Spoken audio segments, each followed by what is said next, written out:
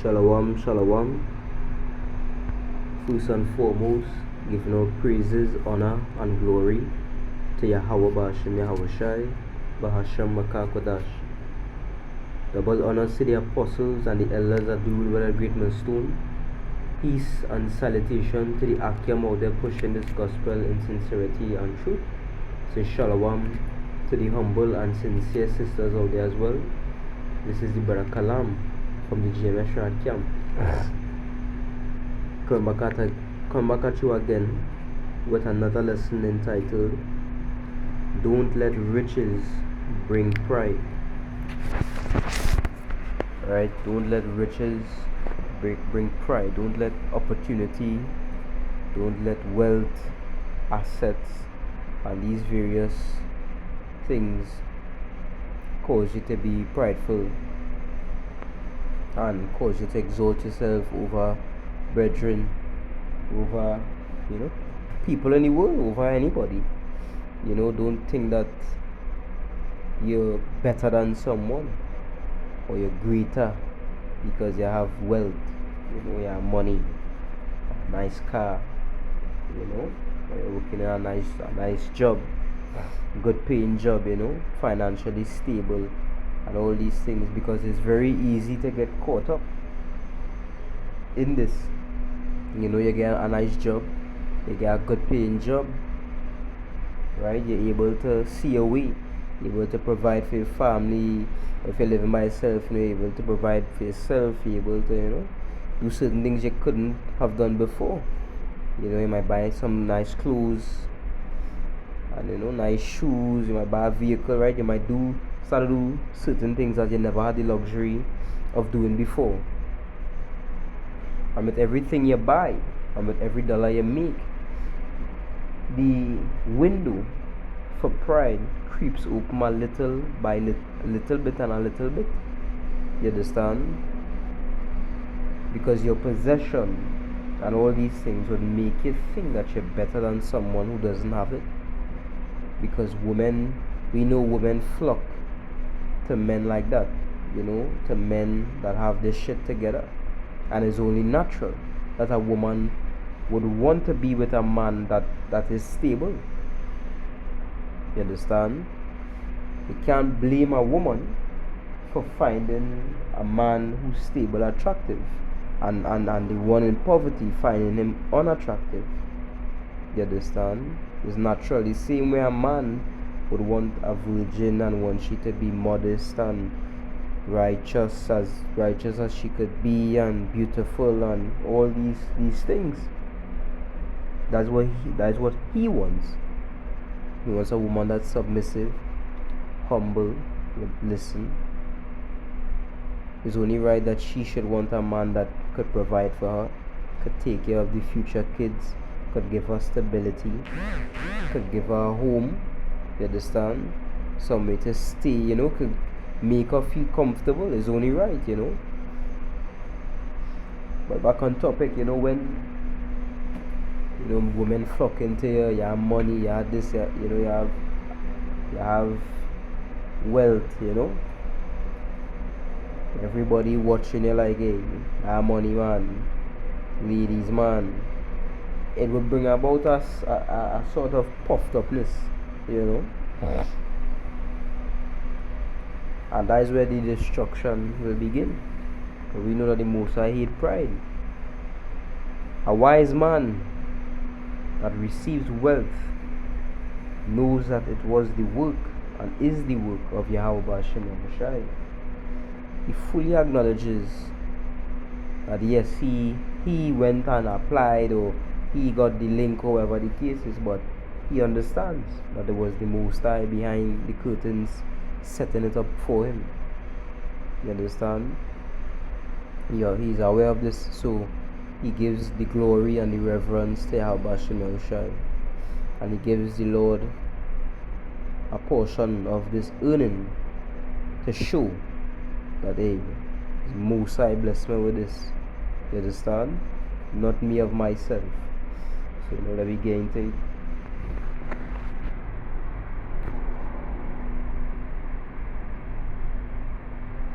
The book of Sirach chapter 10 verse 13. It says, for pride is the beginning of sin, and he that hath it shall pour out abomination, and therefore the Lord brought upon them strange calamities, and overthrew them utterly. The Lord hath cast down the thrones of proud princes, and set up the meek in their stead. The Lord hath plucked up the roots of the proud nations, and planted the lowly in their place. Right? So the Lord showing you here that the pride of life is the beginning of sin. Right? That is where sin begins. Right? Adultery, you might, a man that has wealth and all these things, obviously women would find him attractive. These women in the world who have the husbands would still find him attractive and would wish that they could be with him, even though they already have a husband. Right?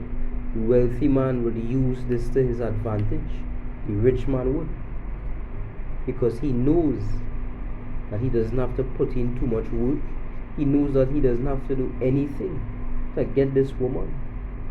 All he has to do is flaunt his success in her face, and just like that, you understand? Just like that. That is all it takes.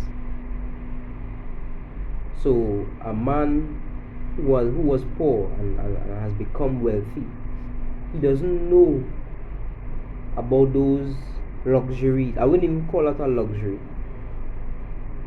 but for not having a better word, I would. Right? He never knew of these luxuries. What he knew was rejection in his poverty, being rejected by women, not being paid no mind, being friend zoned. You understand? That's what he knows. So when he receives his riches now and women are falling at his feet, whether they are single or taken, you think he's gonna care? You think he's gonna pick and choose? No. He's gonna go with these women who have their husbands, because he would think, hey, I in a position, hey, I better than she, man. I stated more. I am more play. You understand? And he would do it. A man might be poor and serve the Lord, and when he received his wealth, he forgot the Most High. Right? And no longer needs the Most High in his mind. So he goes his way. He falls on the truth and becomes worldly, more worldly than he was before. Right? The book of Wisdom of Solomon, chapter 5 and verse 8.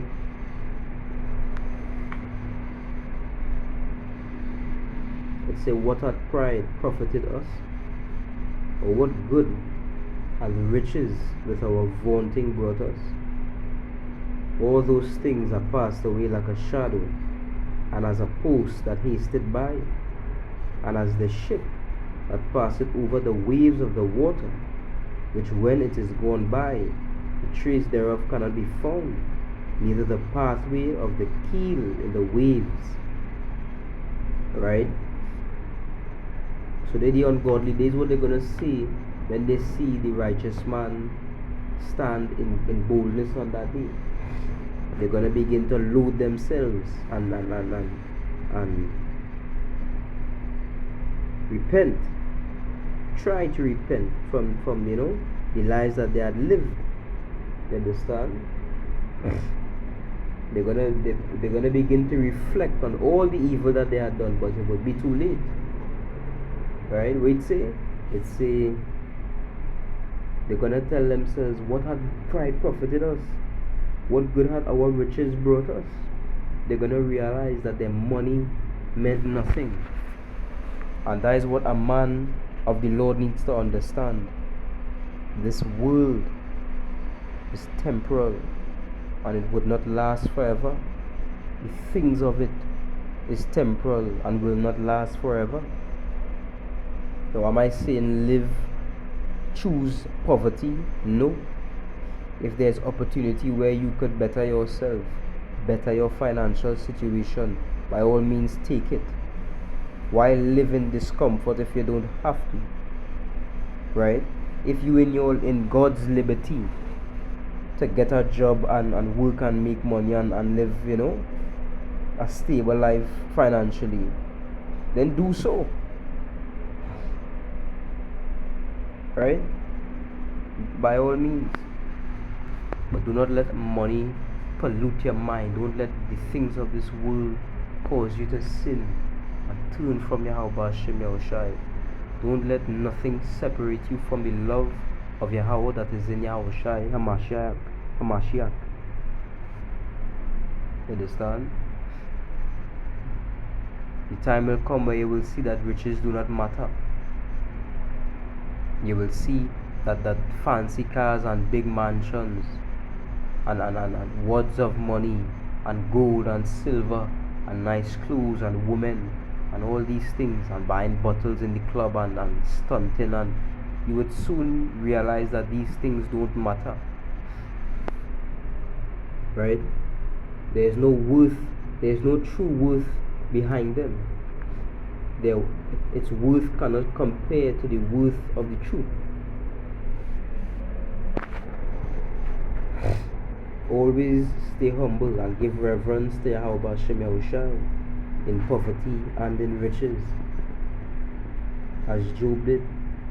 Sirach 40:26.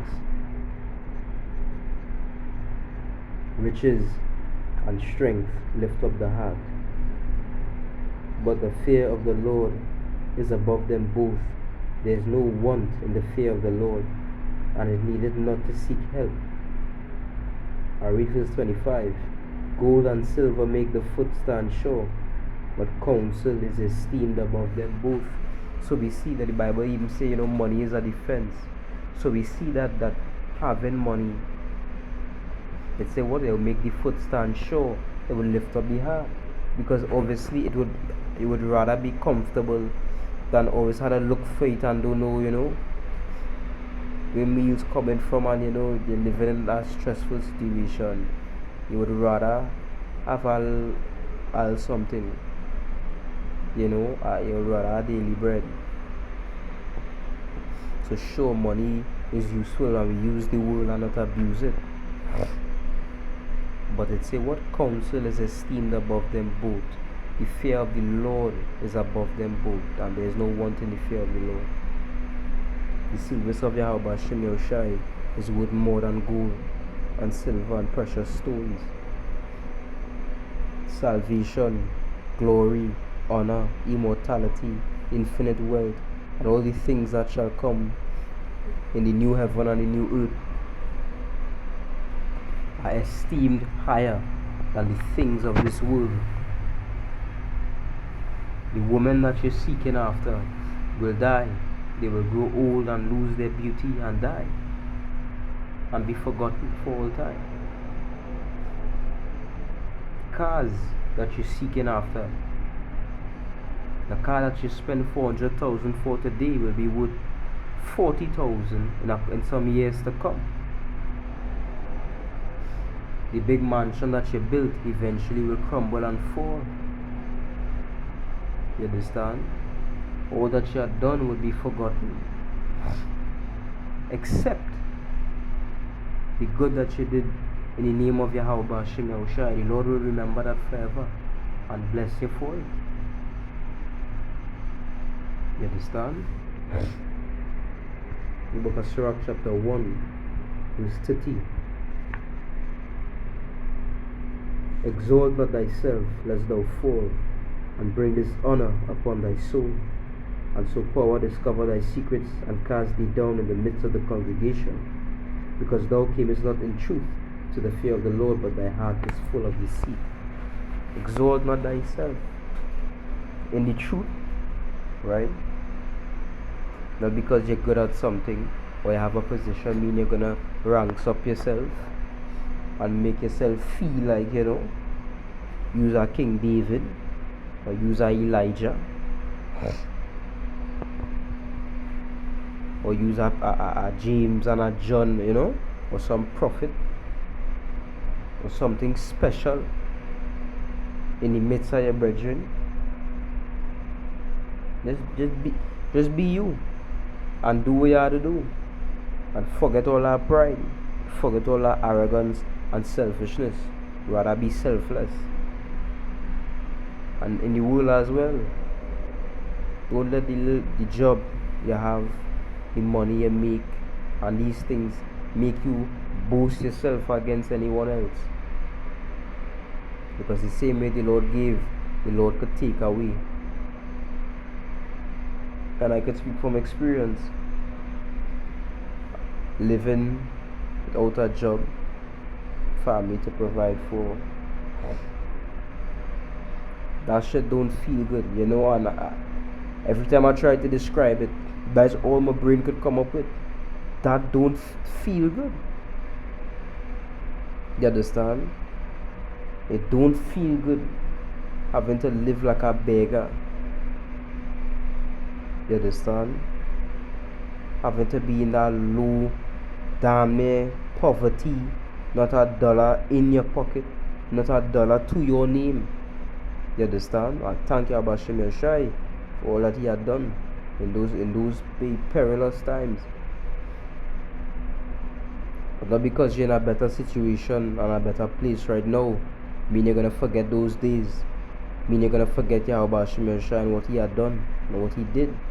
What he does, what he will do. Don't mean you'll think yourself to be better than anybody else, but rather stay humble. And the same spirit that you had when you was in your affliction, that same humbling spirit, always have that, and you will be blessed even more. Final precept for the video, Sirach chapter 11 verse 14. Prosperity and adversity, life and death, poverty and riches come of the Lord. So in riches, in poverty, life and death, and in all things, give the reverence, the honor, and the glory to the Most High. With that, who blesses edifying, all praises to Yahweh Shem Yahushai, Bashemaka Kodash, Shalom.